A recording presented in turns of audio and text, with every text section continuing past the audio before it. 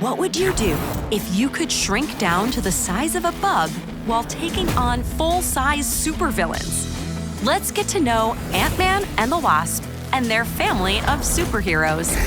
Hank Pym is a brilliant scientist whose experiments led to the creation of what he calls Pym particles. These particles are able to shrink anything down to the size of an ant, an ability he has used on both himself and his partner in life and heroics, Janet Van Dyne.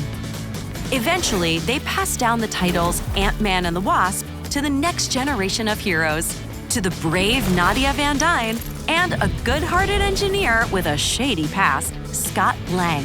Ant-Man uses ant pheromones, scents that ants use to communicate, to talk to ants and encourage them to do his bidding and be his pals. The winsome wasp can similarly shrink down and talk to insects, but she's also able to fly using biosynthetic wasp wings. With her wasp sting, she can shoot stinging bioelectric blasts from her hands while still tiny. Though they shrink down very small, they still pack an impressive punch. Despite their tiny size, they retain and even increase the force behind their punches, making them able to take on full-size enemies while remaining undetectable. Almost. Even occasionally bugging out their friends with a surprise, "Hello."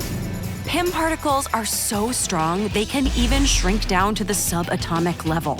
That's smaller than the size of an atom, or billions of times smaller than anything detectable by the human eye.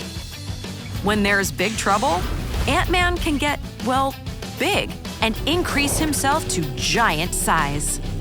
Ant-Man and the Wasp's powers have saved the day more than once when aiding their teammates, the Avengers.